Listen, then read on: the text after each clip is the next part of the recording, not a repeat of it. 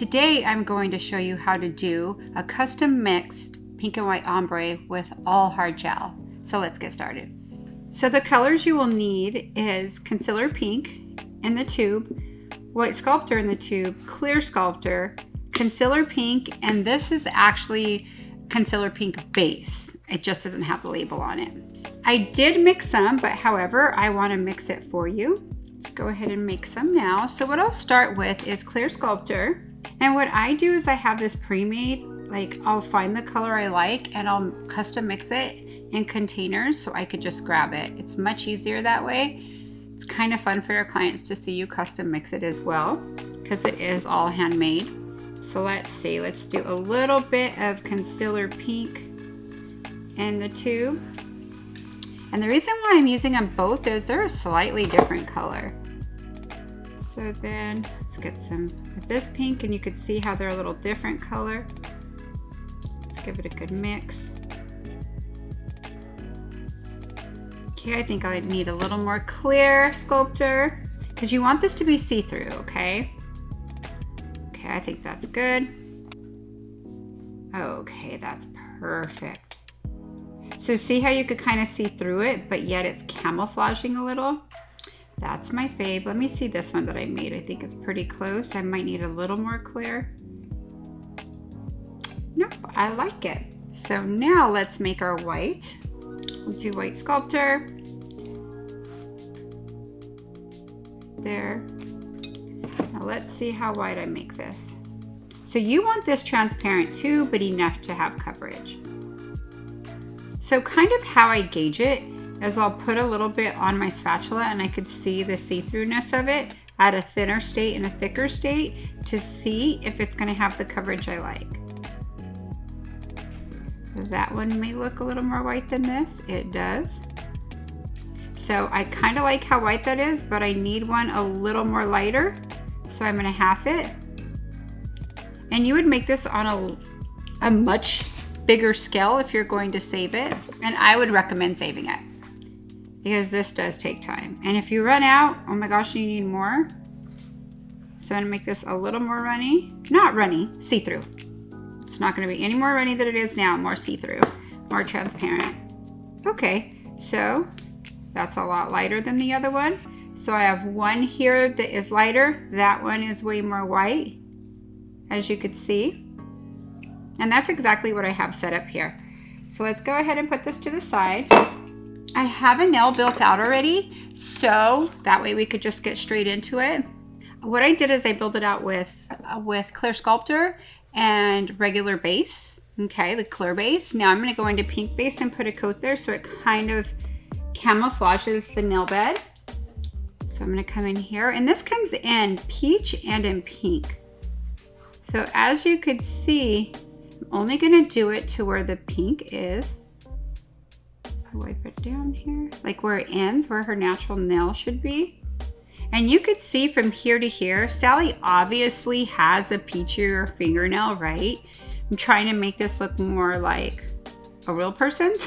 So I do this anyways, even on a real person, because sometimes it's really white in the background. I would go in with either peach or pink. So let's go ahead and cure this. Okay, so what I'm going to do now, I camouflaged back here, is I'm going to take my lighter white. I'm going to start right here and kind of work it back. And I'm going to build a little volume with it, but I am going to encapsulate this. Kind of like you do an acrylic one. Acrylic is so much more less work. So much more easier is what I meant to say. So much easier and less work than a gel. Okay, so let's come in here. I'm going to use the whiter one now. Hit it right here. Now you have to trust the process because the whole process isn't very cute when I'm working with it, but the end result is so. And you have to remember that really I've done every color of nail bed pretty much of humankind. This covers really well. On Sally, it's a little harder to cover her line. So just work at it. So when you do this, You're just working on fading it over the pink so you can't see it. Now, when you're done, this will last like 2 fills at least, some people 3, before you have to file it down and recreate that look. Okay, so I'm gonna let that soft level, and I'm gonna come very light like this and add a little more white here. So you're gonna be left with a lot more white in the middle. So if you're looking at it from the side, you're gonna see it higher there. That's totally fine, because when I encapsulate it, you are not going to notice it. I got a little heavy-handed, so I just wiped off everything I just put back, but hey, that's all right. That's doing nails for you. There we go. Okay, I think what I'm gonna do is cure this and then come back and add my next coat. Alrighty, I'm gonna cure this for like 30 seconds. Okay, so if you look at it, you could still see a little through there. So what I'm going to do is get my whiter white, come right here, and see how it's going to cover it more this time? Always in your second coat, it's really gonna cover a lot more than your first. Bring it a little more there. There we go.